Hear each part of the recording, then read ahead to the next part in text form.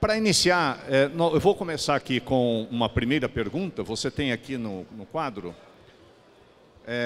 todas as respostas. Bom, eu acho que a primeira pergunta, vamos direcionar aqui para o Dr. Éder, só complementando o que está aqui, é que desde 99, Dr. Éder, você pesquisa sobre o uso de rochas silicatadas em granulometria diminuta para uso na agricultura. O que há de especial nas rochas silicatadas para o uso na agricultura? Obrigado pela pergunta, é uma boa provocação. A gente comentou isso ontem, né, que cada tipo de rocha silicática tem potenciais diferentes de fornecer nutrientes, de formar novas fases minerais e também de contribuir com a correção. Então,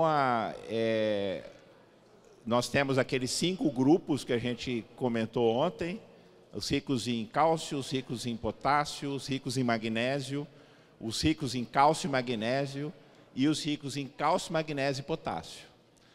Então, cada um vai ter efeitos diferentes no solo. Primeira coisa, o remineralizador, tanto é que o nome é remineralizador de solos. Então, a gente está pensando na questão do manejo da fertilidade que a gente ouviu hoje, que é interessante, né? Lembra que o Eduardo colocou aquele conceito de fertilidade estrutural de longo prazo, a fertilidade do ciclo e a fertilidade durante o ciclo. Então, quando a gente pensa em remineralizador, nós estamos pensando no solo primeiro e pensando que vai ter efeitos de curto, médio e longo prazo. Quando forma novas fases minerais, eu estou, na realidade, modificando o solo no longo prazo.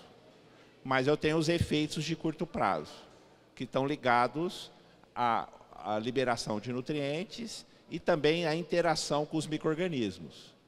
Então, a gente não tem ainda o resultado final, mas a gente já conseguiu ver que existem comunidades de micro-organismos associadas a remineralizadores em solos manejados na agricultura. E são comunidades específicas e são funcionais. Então, esse é um efeito importante. E, agora, a gente tem os efeitos de curto prazo. Um deles é fornecer nutrientes.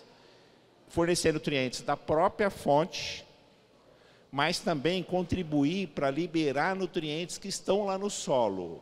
O mais clássico que a gente conhece é a influência do remineralizador na disponibilização do fósforo. Então, eu tenho fósforo, que a gente sabe que o fósforo que é solúvel, né, aquele que é produzido na indústria química, que tem alta solubilidade em água, é o que mais é retido no solo. E a gente tem um histórico de adubação, né, de quase 50 anos de adubação fosfatada, e tem uma boa parte desse fósforo aplicado que continua lá no solo. E o remineralizador, ele tem uma contribuição, não é só ele que faz isso, mas ele tem uma contribuição para aumentar a eficiência de uso desse fósforo que está retido lá no solo.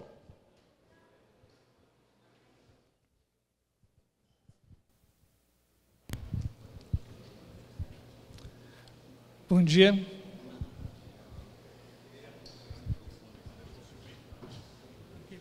Pergunta aqui para o Guto é o seguinte: todas as rochas silicáticas são capazes de promover o desenvolvimento das plantas da mesma forma?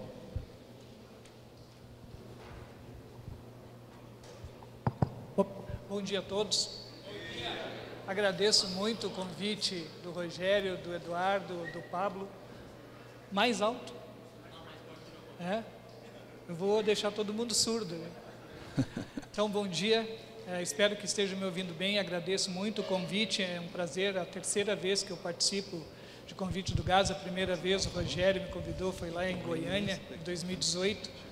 E desde então a gente vem trabalhando no tema. E acho que todas as palestras de hoje que me antecederam, a do Pradella, do Adriano, do Daniel, a do Eduardo, de certa forma, eu acho que as coisas estão interligadas. Ninguém combinou a apresentação, mas isso é importante. A primeira resposta também do Éder, remineralizador, as rochas silicáticas, elas sozinhas podem fazer tudo? Não, não podem. Existem diferenças entre elas, existem muitas diferenças entre elas. E eu vou tentar ser objetivo aqui, responder em 10 minutos, alguns resultados de pesquisa bem recentes, para ver se vocês concordam com isso. Bom, diferente das apresentações anteriores, a gente faz pesquisa, e a pesquisa tem a obrigação de explicar quando a coisa acontece e também quando não acontece. Então, aqui, de certa forma, é um desenho experimental que a gente fez com... são 11 tipos de rochas diferentes.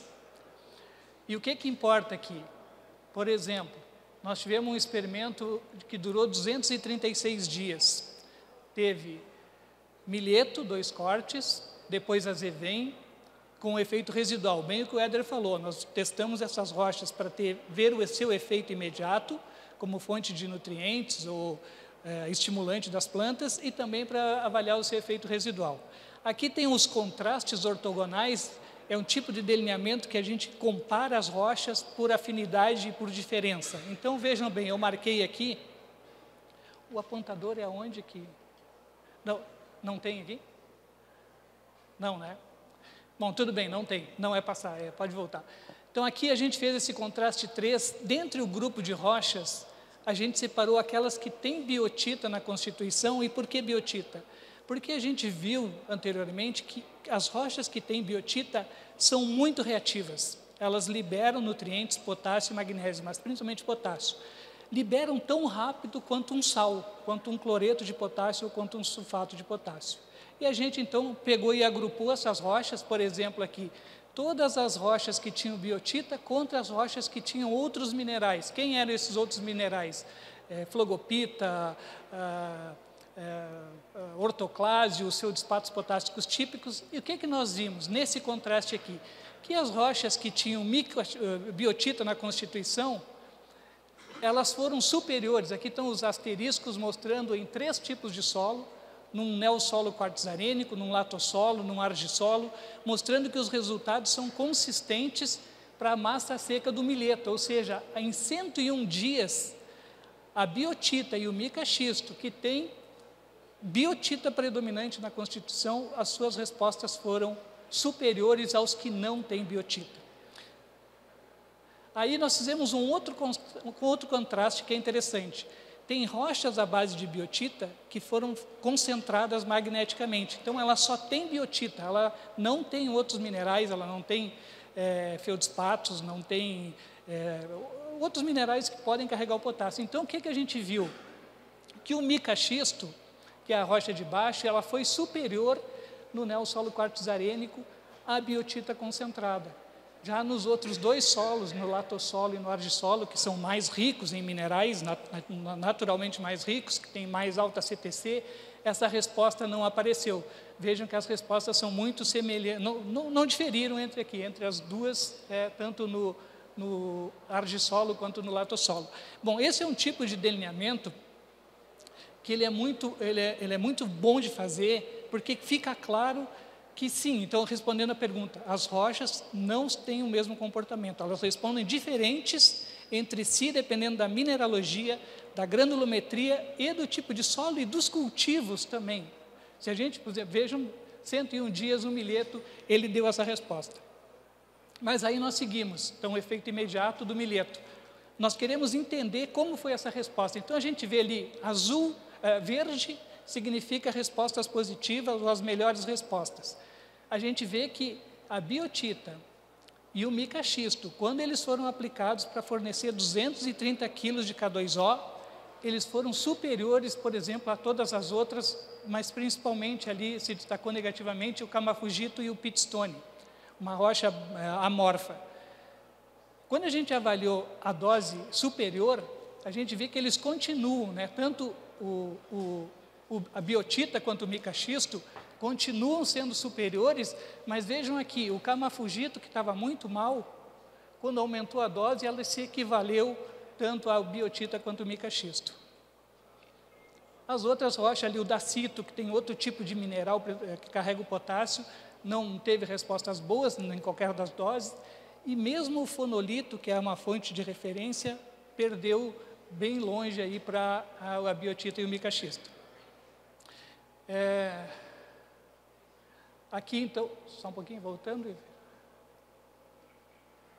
Aqui o acumulado, na verdade está ali, mas é o acumulado ainda desse contraste. O que a gente vê o acumulado entre mileto e azevém? A gente vê que aumentou muito, né, com a biotita, e o micaxisto, que tinha ficado ruim como residual, na dose maior, ele foi superior a todos os outros. Então vejam bem, o delineamento permite isso, que a gente compare rochas, minerais e efeitos ao longo do tempo. Então nós temos que prever um experimento que tenha pelo menos um tempo aceitável, 230 dias, 300 dias, sob o risco de a gente não conseguir identificar as diferenças. Aqui é outro caso, então, ainda no neossolo quartzarênico, a gente vê que micaxisto, o pitstone, ele apareceu, né, uma das raras aparições dele com efeito residual no azevém, mas, novamente, o camafugito aqui, nesse solo arenoso, ele saiu de 15 gramas, 15,2 gramas por vaso, para 40, praticamente triplicou. Então, esses são os tipos de estudos, de respostas, onde se a gente quiser estudar o camafugito, a gente já sabe que nós temos que partir de um estudo específico e dar mais tempo ainda para ele. No latossolo, o efeito residual no azevém, novamente, aqui no latossolo tem uma questão muito particular. Vejam que na dose menor, eles foram todos assim, não diferiram em primeiro lugar e foram mal. Quando a gente colocou a dose maior, aí sim, micaxisto, o dacito e o pitstone apareceram aqui também como respostas positivas. Os latossolos, eles nos enganam muito. A gente acha que eles são pobres, que eles são oxídicos, que eles são ácidos, mas eles têm um poder tampão muito alto e não é fácil alterar. Aqui a gente viu claramente que nas doses maiores a gente conseguiu fazer isso. Quando a gente olha a massa seca acumulada, aí, mileto e azevém, né, no neossolo, aí a gente vê novamente biotita e micaxisto aumentando, sendo superiores, por exemplo, a todos os outros, e vejam que sair do biotita, da dose de 230 para 460, não mudou nada. Isso aqui é uma grande diferença. Aqui a gente sai praticamente de 4 toneladas por hectare para 8. E vejam que, na verdade, essa diferença aqui foi muito pequena. Economicamente, não seria justificado fazer isso. Já no caso do camafugito, praticamente dobrou. Aí essa é uma questão que tem que se pensar. E da mesma forma, o micaxisto, e foi praticamente igual à produtividade acumulada. No latossolo, novamente, aqui vem esse comportamento. A biotita, na dose de 230, foi superior. E o micaxisto na dose de 460 superior aos demais. Aqui a biotita até prejudicou, se vocês olharem e dobrar a dose aqui no acumulado, prejudicou o desempenho das plantas. E isso, claro, a biotita pura, concentrada, praticamente ela tem potássio. Ela não vai estar fornecendo outros nutrientes, aí vem toda uma questão de desequilíbrio que é possível quando a gente coloca doses muito altas. Essa foi a fase 1 desse experimento e agora veio a fase 2. A partir daqueles resultados, a gente fez uma reavaliação e fez o seguinte: colocamos capim-sudão, azevém e arroz irrigado e ficamos praticamente 1 ano com esse experimento que foi recém-colhido. Então aqui eu vou mostrar só um exemplo, o micaxisto. Aqui nós usamos 2 testemunhas, o siltito glauconítico e o fonolito, que são as fontes registradas como fonte de potássio, e o vermelho aqui é o cloreto de potássio. Por insistência de alguns colegas, eles fizeram questão que eu colocasse o cloreto nesse desenho e eu coloquei. Então vejam, na dose de 230 quilos, eles estão aqui, o micaxisto e o cloreto muito próximo e superiores ao siltito e ao fonolito. Mas quando aumenta a dose, vejam que o teor de potássio aqui na massa seca do capim-sudão, faltou dizer isso, esse é o teor de potássio na massa seca, teor de potássio, ou seja, que a planta teve a habilidade de absorver e levar para a folha. Vejam que, se nós olharmos só aqui essa curva, não vamos entrar na questão de o quanto é isso aqui, mas eles foram superiores. Vejam que o micaxisto libera sim potássio, né? E ele tem só 2,3% de K2O total, mas ele tem biotita. Quando a gente olha aqui a massa seca, isso não se refletiu, mas foi só 62 dias. Quando a gente vai para o Elzevem, que teve 123 dias de duração, mas a coisa acontece mesmo quando completou 333 dias de ciclo. Vejam que aí sim, inclusive na dose de 230, o micaxisto foi superior a todos os outros 3 produtos. Isso são respostas, eu sei que vocês podem não estar familiarizados com o tema, mas são respostas muito, muito consistentes. E são inovadoras, assim, acho que isso aqui não está publicado ainda, são coisas recentes. Eu trouxe essa foto aqui para elucidar o que a gente viu, as plantas. Então, aqui nós temos a testemunha, aqui é o solo depois de um ano sem aplicação de nada. Claro que teve nitrogênio, teve fósforo, só não teve potássio, e o potássio era muito baixo. E aqui vai crescendo as doses. Isso a gente fez para o micaxisto, fez para a biotita, fez para o olivina mililitito, para o camafugito e para o monzogranito, todas 5 fontes de potássio. Então, essa resposta é isso aí. Quando a gente faz o índice de eficiência agronômica, que eu também fui forçado pelos colegas a incluir isso, eu sempre acho que não tem que comparar a rocha com nenhum sal, mas a gente fez, então o que a gente olha? Aqui está o cloreto, 100%, o que está amarelo e laranja é inferior, o vermelho é inferior ao cloreto, o que está verde é superior e o que está azul é muito superior. Então, aqui a gente vê no tempo, isso começa negativo e com o aumento da dose vai sendo superior ao cloreto, mas quando a gente olha no final, o índice de eficiência agronômica final das 3 culturas, depois de um ano, nós temos essas coisas aqui loucas, né? De 245, 400, 546%, ou seja, tira menos 100, dá 400% de aumento de fitomassa. E aqui é importante a gente falar isso aqui, porque isso aqui é arroz irrigado, isso aqui é em vaso, os vasos não são furados, só que a gente tem que manter o solo saturado. Quando o solo é saturado, vejam que o arroz, que tem um sistema radicular agressivo, que nem a braquiária, que o Pradella mostrou lá, arroz, braquiária, capim-elefante, são bombas, assim, têm uma comunidade microbiana que vive associada, que faz isso aqui. E o ambiente alagado faz com que isso aqui, não tem, isso aqui é muito consistente. 5 minutos, obrigado. Eu vou terminar já. Quando a gente faz uma análise de agrupamento desse experimento, aqui eu mostrei só o micaxisto, mas vai ser para 5 rochas. Tem 3 tipos de solo, então, análise conjunta: um solo arenoso, um solo super argiloso, um solo intermediário, que são os argissolos. As 3 culturas, e a gente fez isso. O primeiro agrupamento aqui, que ficou a testemunha, que não tem potássio, junto com a nefelina, com a glauconita, o biotita ortoclásio, que é o monzogranito, que tem muito pouca biotita, e as leucitas, em todas as doses. Então, essa análise de agrupamento mostrou aquele é o grupo que menos produziu.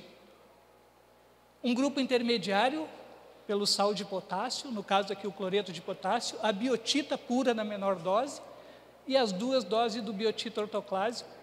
Um terceiro grupo, onde já vamos agora prestar atenção: biotita, biotita muscovita, flogopita, nas maiores doses. E os mais produtivos estão aqui: as 2 doses da flogopita, que é o nome comercial, o nome da rocha é olivina mililitito, e as biotita muscovita, os micaxistos e a biotita na maior dose. Então, essa é uma análise que a gente fez isso depois de ter todos os dados nos 3 solos, nessas 3 culturas, e essas são muito consistentes. E era de acordo com as fotos que eu mostrei para vocês.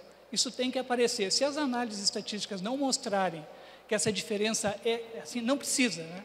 Eu só queria aplicar todos os testes para que isso ficasse claro, porque sim, a gente quer publicar isso, porque até então era um paradigma. As rochas não disponibilizam nutrientes, as rochas mudam CTC, as rochas fazem tudo. Tem tipo de rocha que libera nutriente muito rápido, que nem o sal de potássio. Tem rocha que não libera, mas tem outras atividades: melhorar a CTC do solo, formar novos minerais, melhorar a retenção de água, ser fonte para micro-organismo. Então, assim, esse gráfico aqui elucida as grandes diferenças que existem entre rochas. Essas rochas que estão lá no grupo 1, elas são ruins? Não. Talvez o experimento que foi montado não dê tempo de mostrar para que ela veio. As variáveis que eu estou avaliando talvez não mostrem o que as leucita, as glauconitas, qual que é o potencial delas. Talvez não seja para esse tipo de estudo. Bom, terminei dentro do tempo, professor. Essa foi a primeira pergunta que eu tentei responder.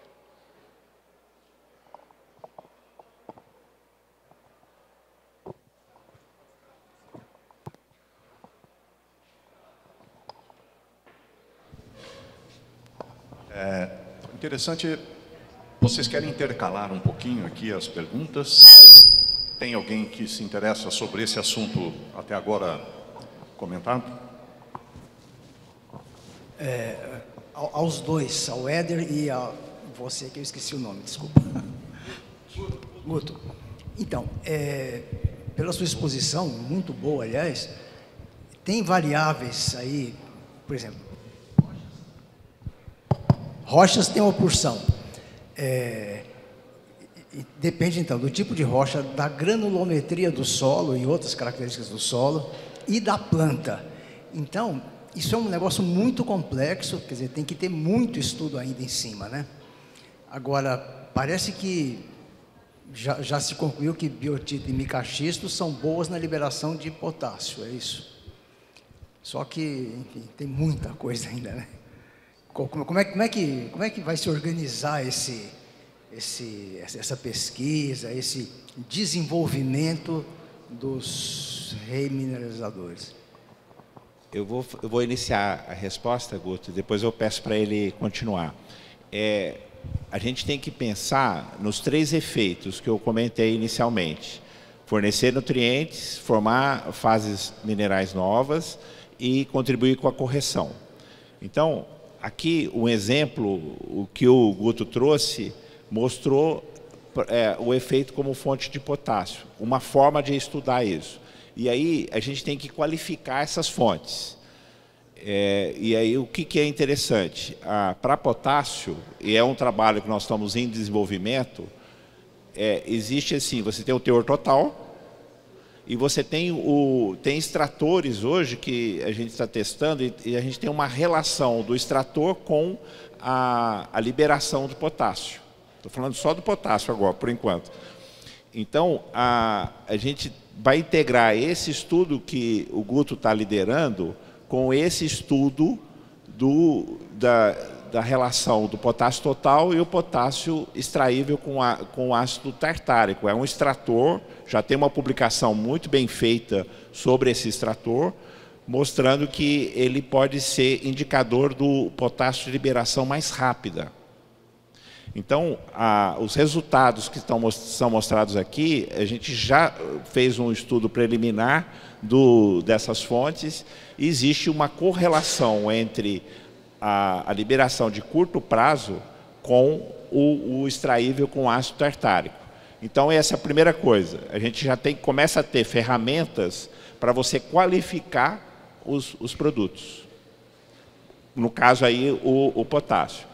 Agora, as outras fontes. Então, você pode pensar, por exemplo, pega um basalto. O basalto ele contribui para a correção do solo.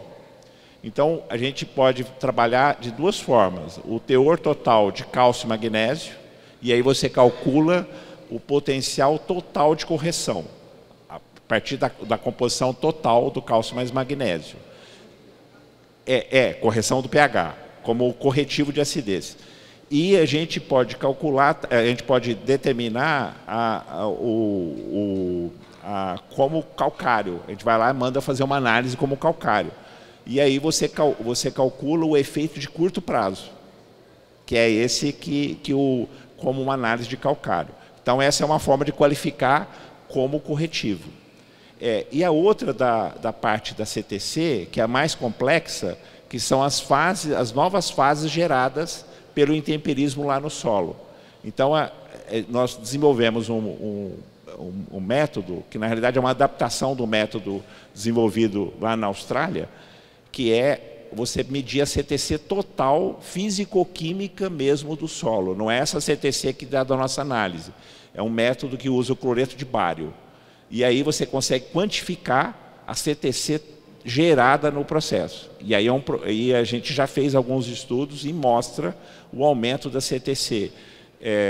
Ligar a CTC mineral, né, aquela que é permanente, a CTC permanente, ligada aos minerais, e a CTC variável. Então, a gente mostra que aumenta a CTC e aumenta também a CTC permanente, que é ligada a essas novas fases geradas pelo intemperismo. Então, a gente já começa a ter ferramentas para qualificar os produtos e melhorar a decisão do agricultor e como é que ele usa essas fontes. Mas a sua pergunta é muito importante porque, de fato, é tudo complexo. Se a gente pensa que vai aplicar um cloreto de potássio, um sulfato de potássio, um superfosfato triplo, um simples, e ele já não funciona em alguns determinados momentos, a gente fica, pô, mas isso é conhecido e não funcionou, por que não funcionou? Ou por que funcionou em tal ano e tal ano não funcionou tão bem? Agora, imagine a complexidade de vários minerais que carregam nutrientes diferentes e com tudo isso que o Éder comentou, fornecendo nutrientes, aumentar a CTC, formar novas fases minerais, mexer na capacidade de retenção de água, mexer na microbiota do solo. Eu já fiz experimentos muito grandes e que não cheguei a nada. Então, assim, a complexidade, às vezes a gente tem que fazer uma coisa bem simples para tentar responder aquilo. Essa questão do fósforo, por exemplo, é uma crucial. A gente vê que acontece na totalidade dos experimentos e não tem explicação. Ah, porque a rocha tem silício, o ácido monossilícico vai lá, dissolve o fósforo, faz isso, faz aquilo. Não, mas o teor de silício total é grande nas rochas, mas solúvel não é. Mas depois que vai para o solo, em quanto tempo isso acaba liberando o ácido monossilícico? Eu li um trabalho recentemente que o sódio que a gente tanto criticava nas rochas, pois um trabalho na Noruega mostrou que onde tem sódio livre no solo, o teor de fósforo caminha junto, aumenta junto. E de onde é que está saindo isso? Pois o sódio está interferindo na forma lábil de fósforo, não naquela que está dissolvida aos óxidos, como nós temos aqui. Eles estão falando do ambiente temperado, típico. Nem tem argilas ruins, né? No nosso caso aqui é só o que tem. Então o fósforo que não é absorvido pela planta vai ser cooptado, vai ser fixado e vai ficar lá e a planta vai se matar depois para tirar. Mas se o sódio, junto com o ácido monossilícico, junto com o aumento um pouquinho do pH, como o Éder falou, que também acontece, sabe que esses três fatores juntos, mais os micro-organismos que estão se beneficiando na rocha, não estão conseguindo dessorver esse fósforo? A gente não tem essa explicação, mas são hipóteses, né? Então, só para dizer, eu concordo com o senhor, é complexo, não é fácil e na hora de montar um experimento a gente tem que ter clareza o que quer responder. Mais alguma pergunta? Tudo bem. Então, havia uma outra pergunta, só para finalizar. Essa pergunta é para o Guto, bom, metade. Toda rocha, mesmo em frações diminutas, precisa passar pelo processo de intemperismo para liberar os nutrientes? Existem evidências científicas que demonstram que os solos biologicamente ativos são os mais propícios a entregar os benefícios do uso de remineralizadores, Guto? As apresentações que me antecederam, começando pela do Eduardo, sim. Solos biologicamente ativos. Eu pensei isso da pergunta porque foi o que foi apresentado nas 4 palestras anteriores. Ou seja, a gente busca a obtenção de um solo biologicamente ativo para que os remineralizadores entrando nesse sistema, porque os remineralizadores são mais um produto, são um produto que não vai conseguir resolver tudo, mas tem que se integrar em sinergia com as boas práticas agrícolas. Então, como é que a gente faz para, em primeiro lugar, num solo pobre em todos os tipos, acidez, matéria orgânica, micro-organismo, como é que a gente altera ele para que os remineralizadores possam desempenhar um bom papel? Comigo mesmo. Então, eu listei aqui algumas condições que os colegas que me antecederam apresentaram. Então, eu acho, isso aqui é uma sugestão. Primeira coisa, tem que adotar tem que usar os remineralizadores em combinação com as boas práticas de manejo agrícola. Nós temos que fazer isso. Não adianta nós revolver solo todo ano, não adianta nós não controlar a erosão. Se nós tivermos alumínio tóxico, 50% de saturação de alumínio, e aí vamos botar um remineralizador. Se ele não tiver um poder de correção, que nem um calcário, ele não vai sair do chão, ele vai se desgastar para tentar neutralizar aquele alumínio, e os efeitos principais dele vão ficar lá para quanto tempo? E aí acabou o experimento, acabou a paciência do agricultor, e ele já muda e vai fazer outra coisa. Então, para mim, não pode ter alumínio tóxico. Com um pH de 5 e 3, a gente não tem mais alumínio tóxico. Mas as recomendações são para pH 5,5, 6 e 6,5. Bom, fica a critério da gente neutralizar esse alumínio tóxico com um corretivo de acidez. Eu não sou contra calcário. Eu acho que são coisas diferentes. Os calcários têm o seu papel e nos nossos solos tropicais eles são muito importantes para deixar o caminho livre para que os remineralizadores possam fazer as outras coisas que eles fazem, que não é só corrigir o solo. Outra coisa, sem compactação. Nós temos problemas sérios de compactação. A Pradella falou ali, assim, as máquinas, o tamanho das máquinas, a gente vê isso em quase todas as áreas, problema de impedimento físico a 30 centímetros de profundidade, plantas sofrendo com as secas. Os remineralizadores vão resolver esse problema sozinhos? Não.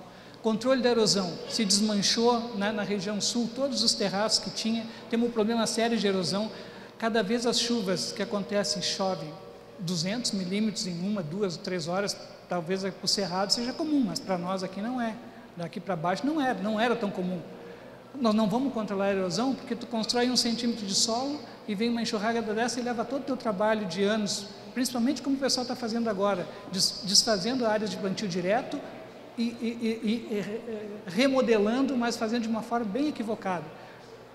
Tem que botar plantas de cobertura no sistema. Tem que botar aporte de materiais orgânicos. A gente estava vindo aqui de Bauru até aqui, uma indústria da celulose, uma cana-de-açúcar, tudo isso gera muito produto. Isso não é resíduo, não é coisa para botar fora. É tudo novo insumo, isso tem que ser aproveitado e tem que voltar para o sistema. Não tem mais resíduo. A gente tem que ter essa noção. Tudo dá para aproveitar.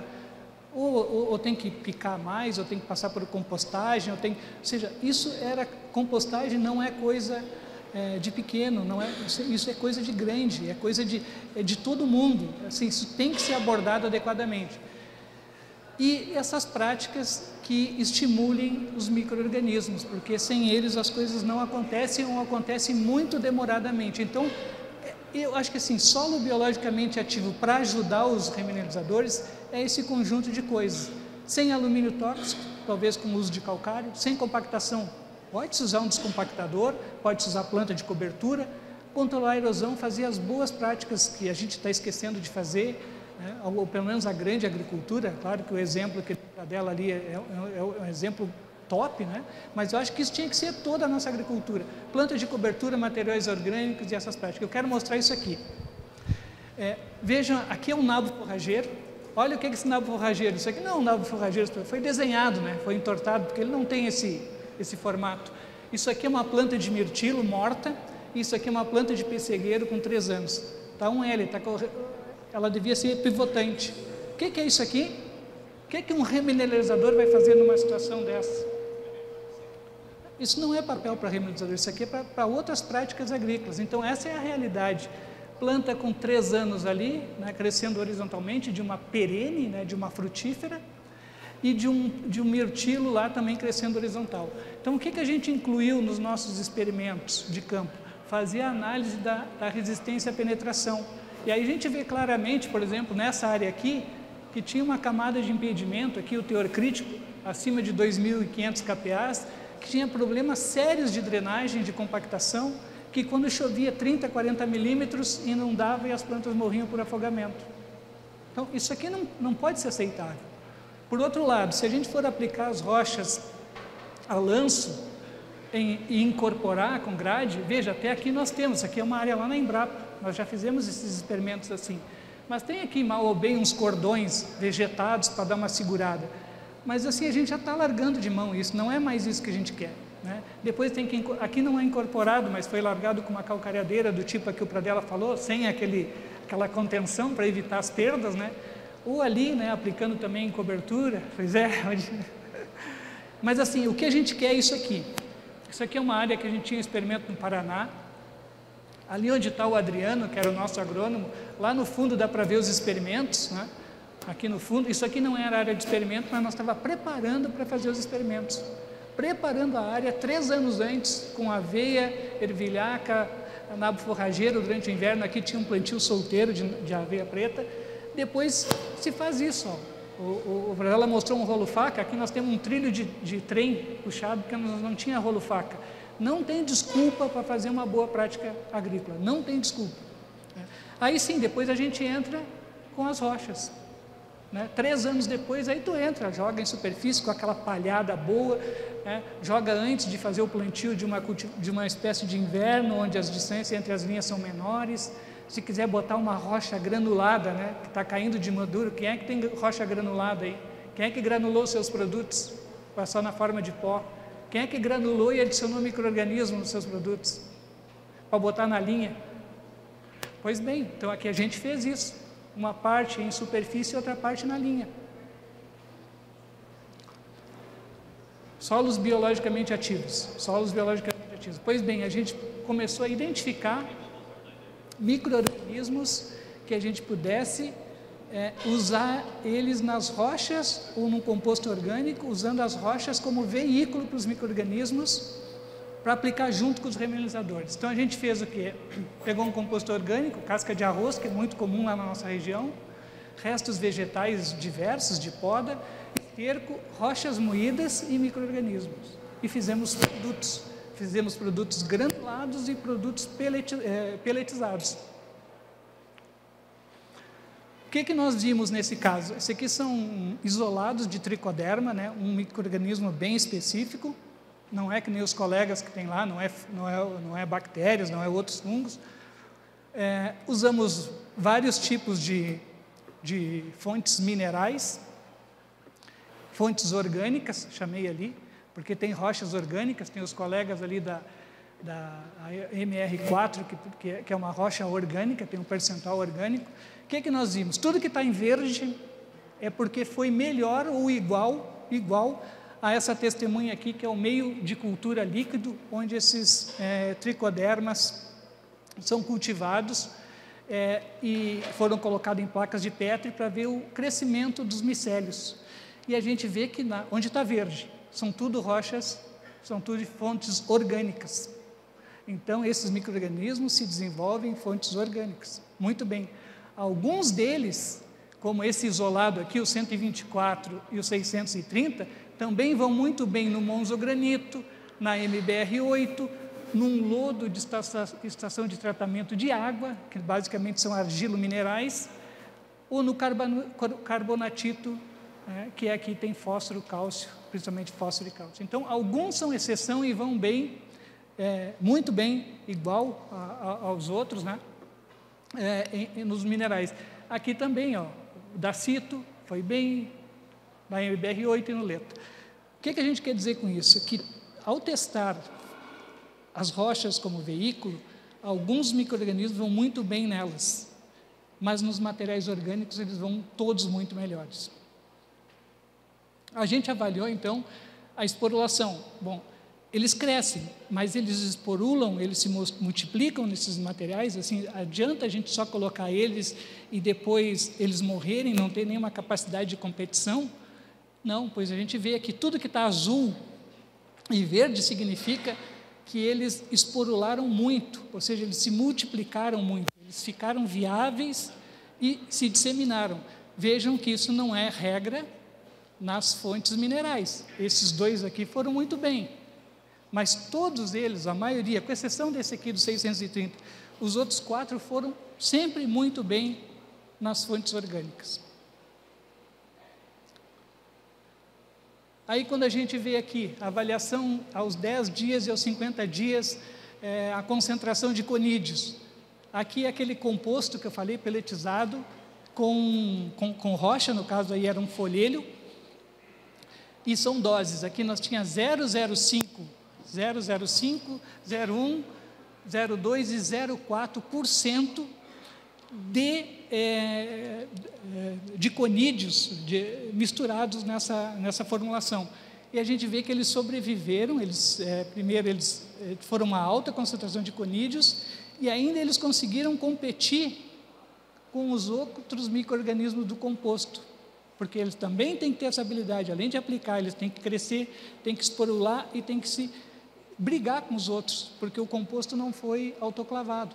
Então, vocês vejam aqui nessa de baixo, que tanto aos 10 quanto aos 50 dias, eles seguiram sempre predominando sobre os micro-organismos nativos daquele composto.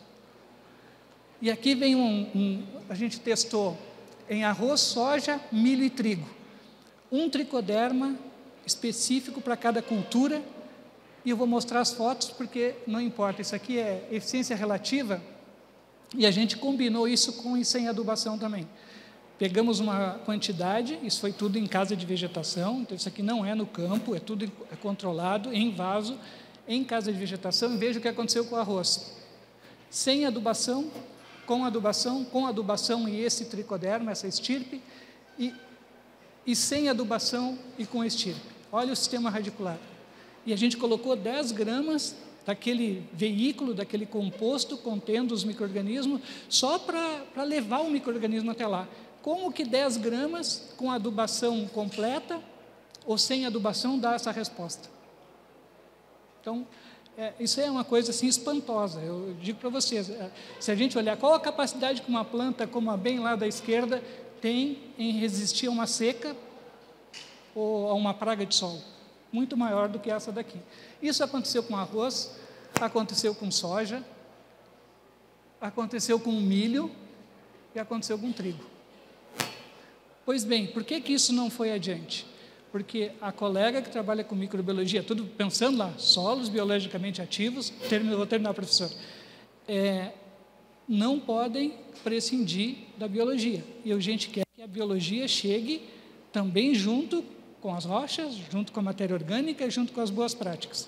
Isso não foi adiante porque está faltando um parceiro para que pegue esses isolados, essas estirpes, e leve para a indústria isso que a gente desenvolveu em condições de pesquisa. É isso que está faltando. Mas eles existem. Já se conhece quais são esses tricodermas, já se conhece que eles podem sobreviver em determinados tipos de rocha, que eles vão bem na matéria orgânica, que a gente pode granular e que a gente pode peletizar. E aqui é um exemplo muito simples, esse é um experimento muito simples, em casa de vegetação, 2 rochas, basalto e diabásio, só a rocha pura, a rocha pura com a presença da planta como agente biológico, a planta e matéria orgânica como fonte biológica de intemperismo, nas 2 rochas, coisa muito simples. Olha o que aconteceu. O curumim, um capim-elefante.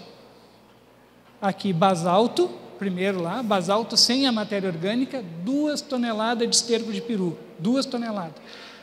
A gente aplicou 540 quilos, equivalente a 540 quilos de nitrogênio por hectare nas plantas, em todas as plantas, inclusive onde não tinha planta. O que 2 toneladas de composto está fazendo diferença para sair lá sem matéria orgânica para com matéria orgânica? 2,6 vezes mais fitomassa. Ou mesmo no diabásio, 2,4. Mas isso foi um corte aos 97 dias. Depois nós fizemos um outro corte aos 182 dias, aumentou para 11 vezes e meia. Ou o diabásio, 3 vezes e meia. E no acumulado deu essa média de 5,8 a 2,9. Onde que 2 toneladas de esterco de peru faz tanta diferença frente a 540 quilos de nitrogênio que teve em todos? Esse é o micro-organismo que foi junto, que a gente não identificou nesse experimento, mas identificamos em outro, que foi isso aqui, exatamente isso. Minerais totalmente cortados, com a sua sanidade alterada, e a presença de hifas. Pablo, isso aqui nós vamos precisar de um cara bom aí para ajudar a identificar isso, porque nesse experimento está acontecendo a mesma coisa, e assim, tem micorriza, e tem hifa, e tem fungo, mas isso está acontecendo, e a gente não está conseguindo dar explicação por que está acontecendo. O exemplo do exterior, os caras já estão fazendo micro-organismo, o Éder mandou esse trabalho, um blend de micro-organismos, mais de 10 micro-organismos, vários tipos de rocha, com e sem adubação, a mesma lógica que a gente fez naquele experimento que eu mostrei anterior. Isso aqui é 2023 e 2024.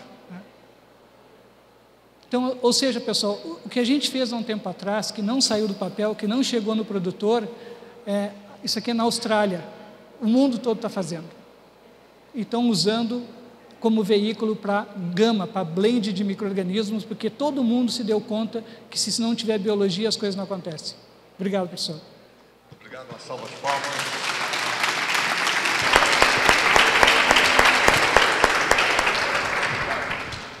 Eu entendi como insumos externos, podia ser externos à propriedade, mas deve ser os fertilizantes solúveis importados, né? E aí vou tentar mostrar nos slides seguintes, mas eu queria posicionar isso aqui. Em primeiro lugar, aumentando a eficiência de uso tanto das fontes mesmo, quanto dos minerais que estão no solo, por meio desse conjunto de ações que são conhecidas para a maioria dos fertilizantes. Diminuir as perdas de volatilização de nitrogênio. Eu não trouxe aqui, mas a gente também usou uma rocha, um folhelho betuminoso recobrindo ureia, para substituir. A ideia de botar enxofre, de botar cobre, de botar boro, de botar zeolita, a gente resolveu botar uma rocha que a gente tinha de um projeto anterior e fizemos uma cobertura, até apareceu ali quando eu falei da granulação, pois botar 5% dessa rocha cobrindo, aderindo ela com amido, que é da indústria, amido de mandioca, amido de milho, sei lá, qualquer amido. A gente usou amido de mandioca. E botar 5% e aplicar comparado com a ureia pura. Isso aumentou a eficiência do nitrogênio em 30%. Se as plantas foram hábeis em conseguir pegar esse nitrogênio, isso é outra coisa.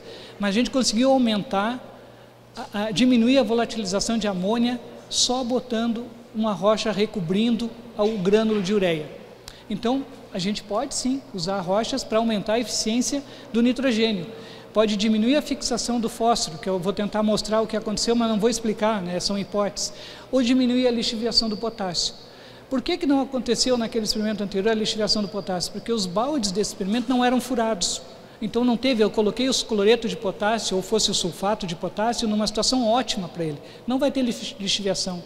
E nós tínhamos 3 solos. Um solo super arenoso, que tem 92% de areia. Se botasse as doses que nós botamos de potássio, seria tudo perdido. Primeiro, ou ia ter que parcelar muitas vezes, assim, ia ser perdido. Bota aí um máximo de eficiência 30% a 40%.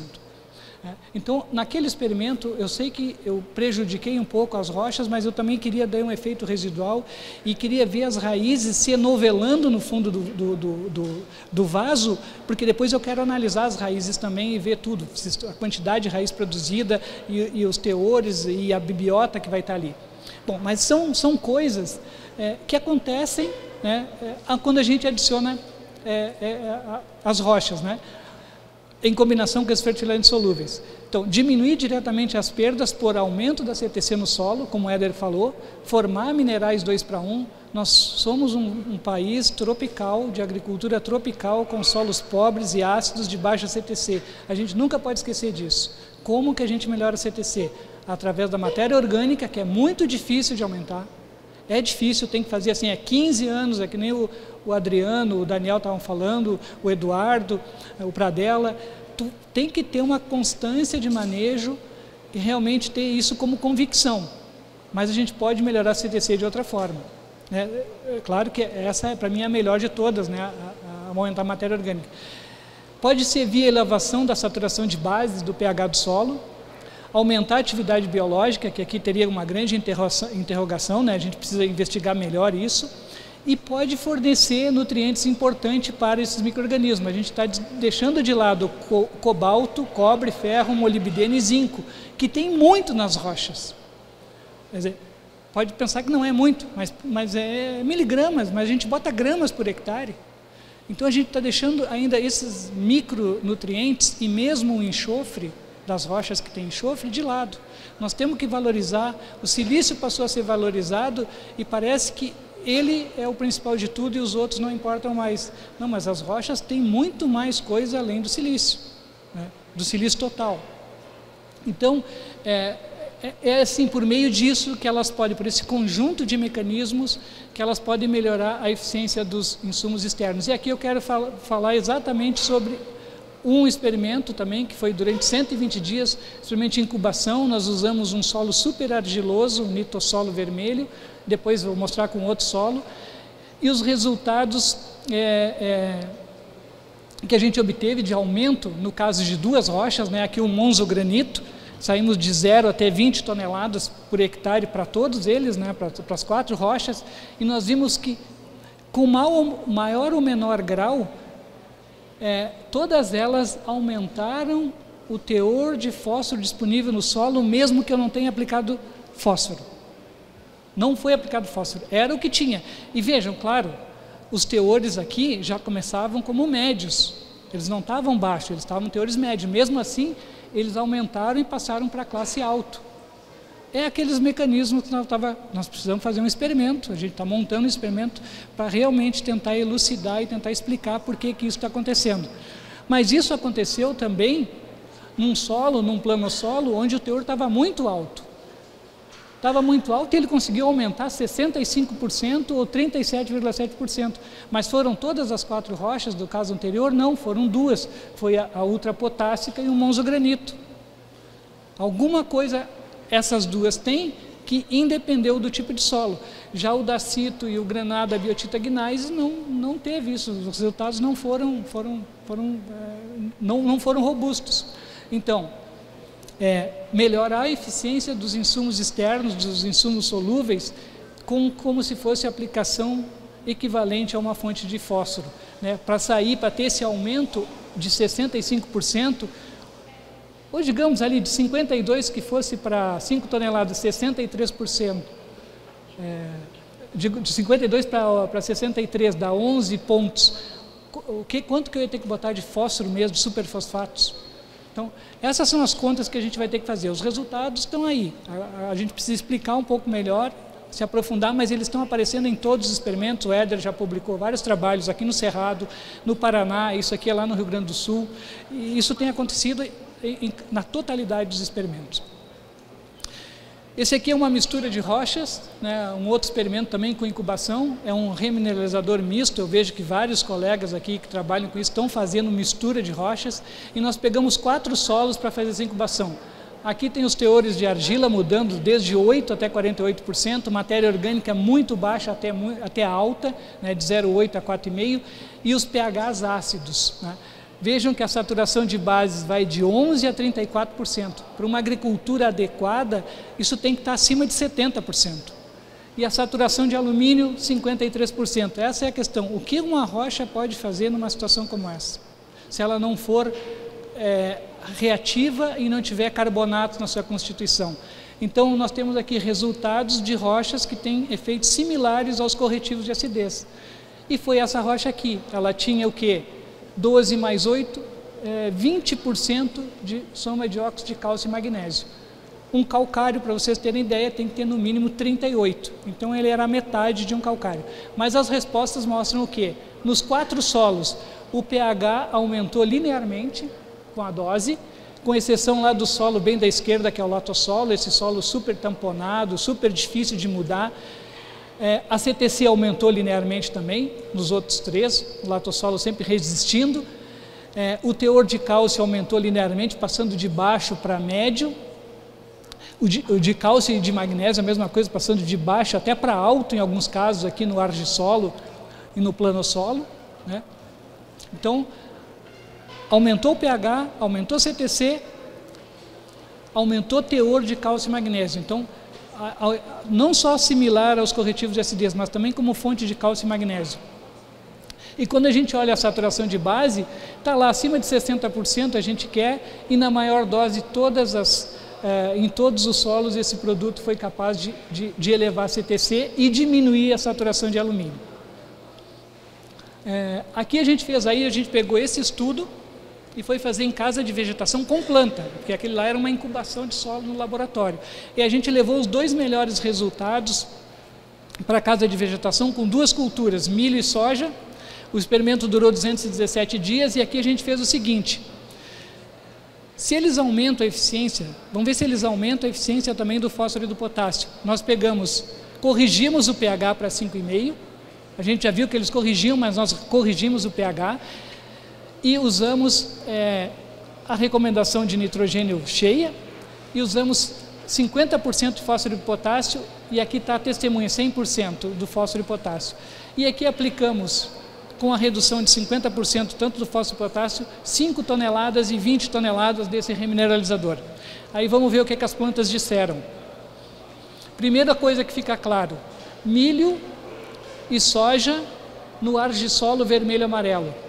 Vejam que aqui estão os tratamentos, a testemunha 100%, aqui tem 100% de fósforo e potássio, aqui tem 50% de fósforo e potássio com 5 toneladas do remineralizador e aqui com 20 toneladas do remineralizador. Isso é econômico? Não estou fazendo essa conta agora, mas vejam como otimizou. Isso no argissolo, para o milho e para a soja, como residual que veio depois. Vejam que aí sim, com 20 toneladas, aí diferiu praticamente, até a testemunha que tinha produzido mal, como ela não produziu bem no milho, ela produziu bem na soja. Novamente, no latossolo, as respostas não são tão consistentes assim. Quando a gente olha o acumulado de milho e soja, a gente vê que no argissolo, o tratamento com 50% de fósforo e potássio e 20 toneladas de remineralizador foi significativamente superior aos demais. Essa foi uma linha, e com essas duas culturas, e agora vem com outras culturas que são importantes lá para a nossa região, que é o tabaco, o capim-elefante como planta de cobertura. E aí a gente vê, vejam bem, capim-elefante como residual da adubação que foi colocada lá no tabaco, com 5 toneladas e 20 toneladas, e aqui o acumulado dos dois. Vejam que as respostas são muito mais consistentes, principalmente, novamente, no argissolo, aqui a média dos dois solos. E o último experimento, arroz solteiro, 129 dias de ciclo, e o arroz é aquela coisa que eu mostrei anteriormente, com o ambiente alagado, nos vasos a gente manteve isso alagado.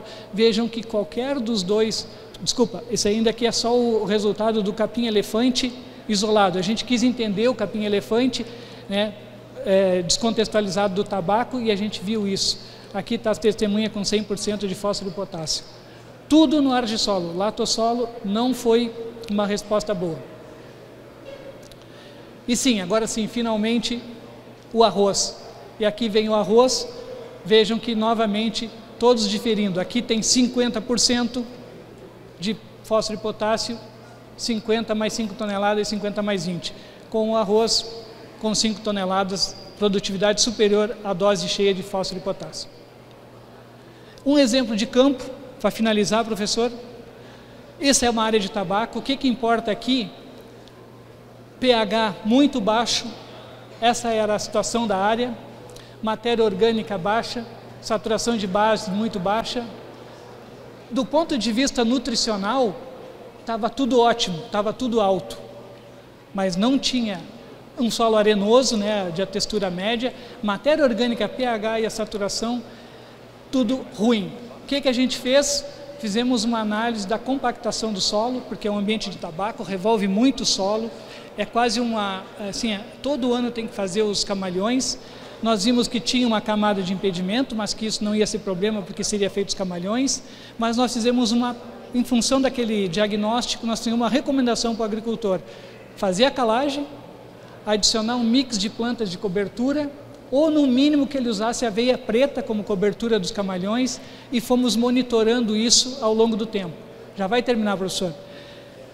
Então essa era a situação, e 6 meses depois, o que a gente viu? Como a gente fez a calagem, saiu de muito baixo para alto, que era o que a gente queria, talvez até muito alto, acho que ele aplicou demais aqui, mas aqui, a todas as variáveis relacionadas à acidez do solo, saturação de alumínio, de base e cálcio aumentaram. Os teores de nutrientes já eram altos ou muito altos.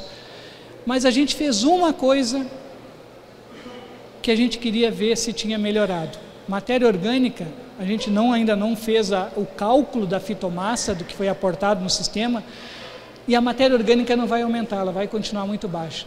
Mas a gente fez uma análise, que é um indicador de qualidade de solo, que eu não vi ninguém comentar até agora, que é uma tecnologia desenvolvida pela uma colega nossa, a doutora Ieda Mendes, que é a bioanálise do solo.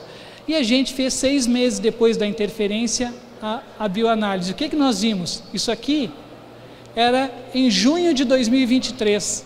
Os parâmetros que estavam lá, interpretados, dava como um solo de baixa qualidade.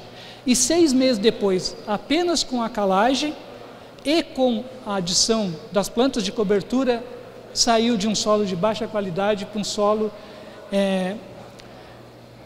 em recuperação. Então vejam, a matéria orgânica não muda, mas essas enzimas de solo, que são sinônimo de qualidade de solos, elas são muito rápidas. Então é uma maneira, nós vamos monitorar. O que a gente quer é agora incluir mais fitomassa no sistema, remineralizadores, e que ela saia daqui e venha para cá, um solo de alta qualidade. Então, tentando contextualizar, remineralizador sozinho tem um papel, mas ele junto com essas outras práticas aqui, aí é que realmente a gente vai chegar naquilo que os colegas deram os exemplos de campo, no que vai manter uma agricultura sustentável de verdade. Ele é só uma ferramenta, uma no sistema, e como bem perguntou o senhor, uma ferramenta complexa e que a gente precisa compreender mais. E a última questão é isso, a gente precisa tempo. Se nós formos imediatistas, a gente para num experimento com 30 dias ou 60 dias, ou numa colheita. Então nós precisamos dar tempo e construir coisas que permaneçam no tempo. Terra preta de índio é algo que permaneceu por milhares de anos, e acho que é um exemplo do que a gente quer, e é um exemplo do que o gás está fazendo. Então isso nós nunca podemos perder de vista. É construir uma agricultura que seja perene, sustentável.